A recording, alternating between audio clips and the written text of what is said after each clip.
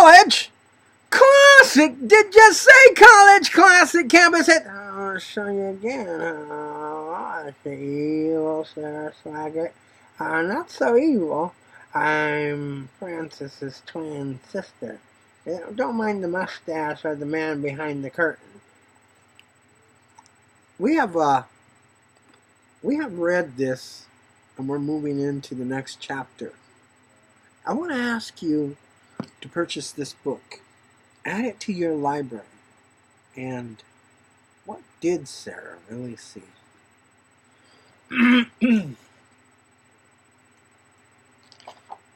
We're in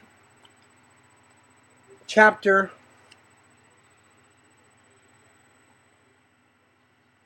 23, the rapture of the church. That's going to be us soon. The church is the candlestick, the sixth candlestick. Thank you, Jesus Christ. The next major biblical event in history will be the rapture of the church. Are you watching? I mean, are you really watching? Are you keeping a watch? Are you looking out? Are you waiting for Jesus or something else?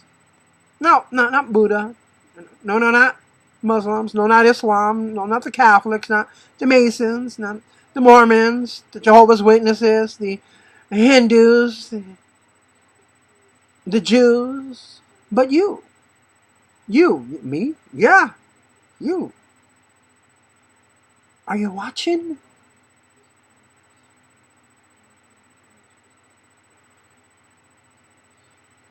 Are you ready? Are you really, really ready? We believe in and teach in pre-tribulation rapture, meaning that the rapture will take place before the Great Tribulation and could occur at any moment. But no, it can't. It really can't. The Bible tells us that we, as the sixth candlestick Christians, real believers in Jesus Christ, not one of us, not a Mason, not a Mormon, not a Jehovah's Witness, not a Lutheran, not a Catholic, not a Baptist, not a First Adventist, not a Pentecostal. No one's leaving here until the wicked one says he is Satan.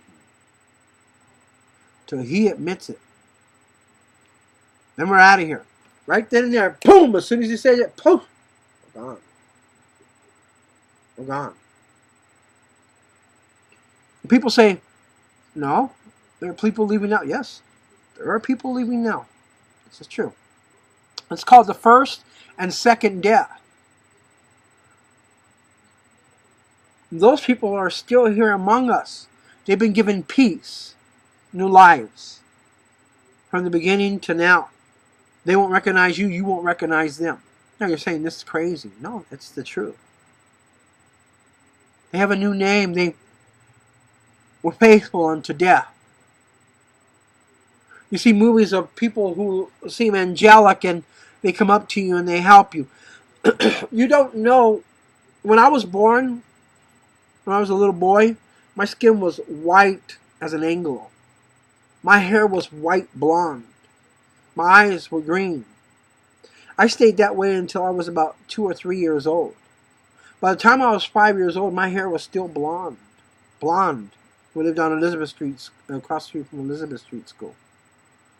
By the time I was 6 years old, my hair started to change. By the time I turned 7, it was red. By the time I turned 8 and 9, it was dark. Now, it's very, very, very light. In the sun, you can see its lightness. But that's not the important part. No, that's not important at all. There are so many things in the food today to change the hormonic, genetic value of what you look like, or what you would look like, or what you would have looked like. And when Christ takes them and gives them peace and rest, they turn into exactly everything that is pure and clean from unclean and impure. Unpure. So you wouldn't really recognize them. We believe in teaching the pre-tribulation rapture, meaning that the rapture will take place before the Great Tribulation and could occur at any moment. Oh, it could. Yes, it could. The most vivid description of the rapture of the church is given in Paul's first epistle to the Thessalonians. Here we find, "The Lord himself shall descend from heaven with a shout, with the voice of an archangel, and with the trump of God. And the dead shall rise first." See, so there are levels of our departure. So we know there's the first and second death. Second death hath no part of the first death or anything else. They go to hell. The first death hath no part of the second death, but they will be ministers unto God. That means they had their heads chopped off. They were tortured and they wouldn't receive the mark of the beast. Now, a lot of people see these beasts as different from what I see. I can't explain it to you just yet because it isn't time, but you're in for a really big surprise. You see, the throne, nothing unclean can be up there. Even if it's judging us, it can't be before God, lest it bow down to him.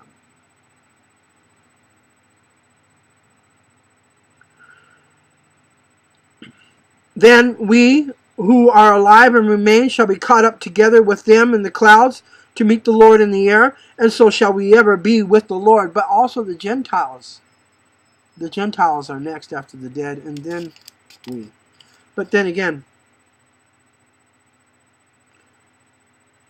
Paul was talking about the Gentiles. You see, a lot of people don't know that, but the dead, then the Gentiles, then the Jew. So he was talking about, a lot of people don't know this, but Paul's epistle isn't to the Jews, it's to the ones who were adopted by the Jews, who follow the Christian religious belief. That's who he was preaching to. The word rapture is actually the one word synonym that believers use in the place of the phrase caught up, or swift, or taken, or abducted. In the original Greek text, the word used in harpazo, meaning to seize upon by force. Cherubim style. And then those cherubs, they're tortured and tried to take unto. That's why there's nothing in there. There's nothingness except a bright light.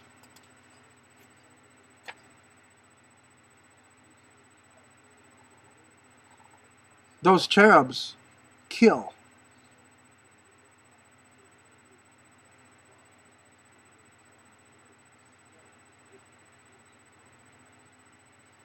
It was actually Latin translators who chose the word rapture from the term raptus, meaning to seize. It can imply a sudden, swift occurrence, or to be abducted. Rapture is also defined as the transporting of a person from one place to another. When you read the lost books of the Bible, you see Seth being told by one of the demons, or Satan himself, go with us to another world. We'll have you back by tomorrow. But in that trouble, he'll be gone for years. So I cannot go without telling my parents. Rapture is also defined as transporting of a person from one place to another, such as from earth or to heaven. Or the changing of a person from one state to another, such as from a physical body to a spiritual body. This is College Classic Campus Hits. Which rapture are you looking for?